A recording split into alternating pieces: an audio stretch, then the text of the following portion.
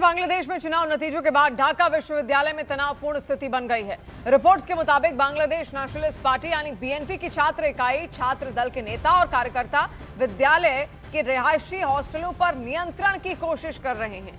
अब देखिए, बीएनपी इसमें बड़ी जीत हासिल करती हुई यहां पर दिखी है, जिसके बाद से कयास लगाए जा रहे हैं कि तारिक रहमान अब सत्ता में आएंगे, वो प्रधानमंत्री बनेंगे।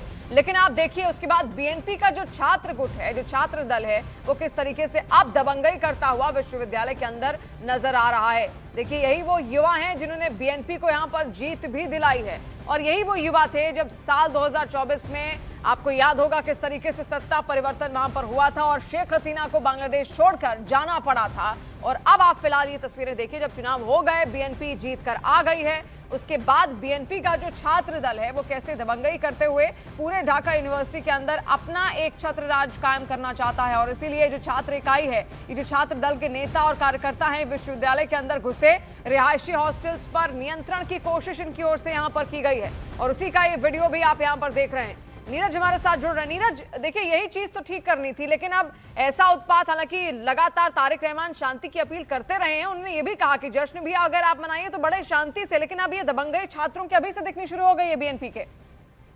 देखिए, बिल्कुल इस तरह की जीत के बाद और खासकर छात्र संगठन से जुड़े जो छात्र हैं, उनकी तरफ से ये कार्रवाई सामने आई है और तस्वीरें सामने आई है, तो कहीं ना कहीं ढाका विश्वविद्यालय, जो कि एक कह सकते हैं राजनीति का भी महत्वपूर्ण केंद्र होता है, ढाका विश्वविद्यालय बांग्लादेश की सियासत के अंदर, और ये जो तस्वीरें बीएनपी की जीत के बाद सामने आई है, वो कहीं ना कहीं बीएनपी के लिए एक चुनौती बनकर सामने आई है। और इस तरह के हालात की आशंका पहले से भी थी, और वही वीडियो जो है वो सामने देखने को मिल रहा है। तो अब आगे देखना होगा कि बीएनपी इस तरह की दूसरी घटनाओं को रोकने में कामयाब हो पाती है कि नहीं, क्योंकि बीएनपी के लिए सबसे बड़ी चुनौती होगी कि आप 2 दशकों के बाद लगभग सत्ता में आए हैं, लेकिन आपकी चुनौती होगी कि जो अवामी लीग की सरकार थी, उस तरह का वातावरण बांग्लादेश में पैदा करे।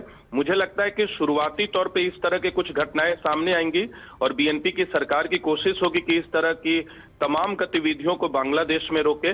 अब इस तरह की कुछ तस्वीरें आई हैं, वो चिंताजनक है। जी बेशक, और देखिए, जेन जी जो टर्म है वो यहीं से निकलकर सामने आया था, जेन जी प्रदर्शन, और कोशिश यही रहेगी तारिक रहमान की भी, इसी जेन जी को कैसे कंट्रोल करना है, उनको समझाना है, एक बहुत बड़ी जिम्मेदारी। बहुत शुक्रिया नीरज।